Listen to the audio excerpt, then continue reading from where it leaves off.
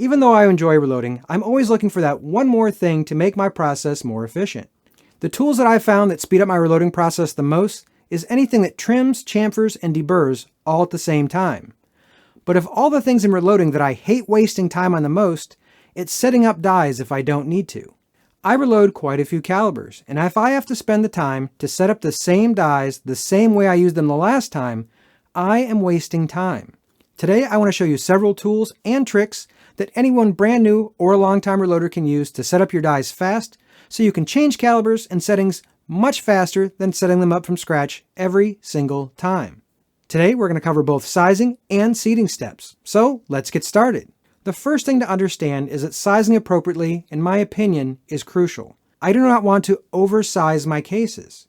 Now if you're fine with screwing your die down to your shell holder, adding that quarter to a half a turn, and then taking whatever headspace that gives you, it doesn't really bother me, but you're giving away both precision and case life. You do whatever you think is best, but I want my dies adjusted for 2 to 3 thousandths of shoulder bump for the particular application that I am reloading for.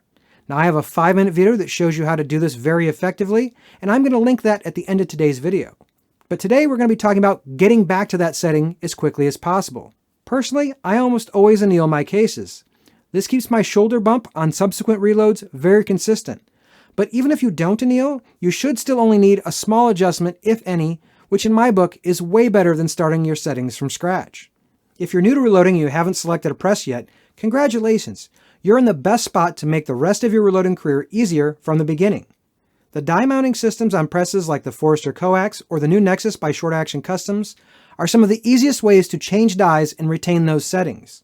You don't have to use their lock rings, but usually they're the most elegant solution, but not exactly required. Hornady and Lee both utilize quick change systems that can be used in some of their presses. I'm not sure these bushings lock down exactly the same every single time. When I was using the Hornady system more exclusively, I would always index my bushings to make sure I had them put back the same way every single time.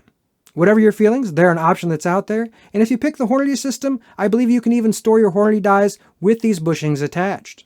What if you'd like to utilize an RCBS press, or you already have one? Well, if you're using a press that has one of the 1 1/4 to 7/8 adapters, like the RCBS Rebel, Rock Chucker, etc., you can remove that bushing and convert it to use either one of the Hornady or Lee systems, depending on which one you'd like to choose. Installation of the appropriate adapter is all you have to do, and you can get started.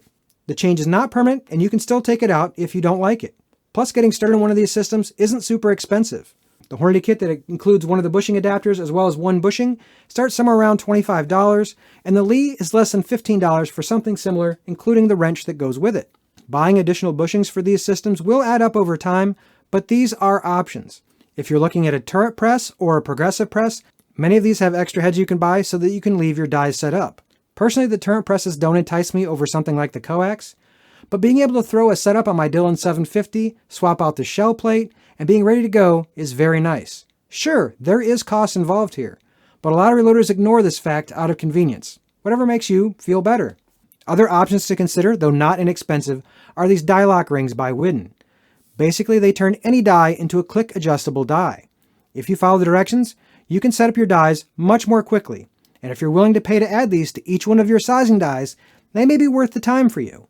I don't think they are going to help you on a progressive press, at least I've never tried it on my progressive press to be fair.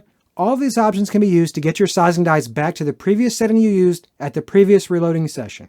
Personally, I've never been able to utilize a standard lock ring on a standard setup and get back to that same adjustment that I had on the previous setting. It always required sizing multiple pieces of brass to get back to the setting that I'd already spent the time to do it last time.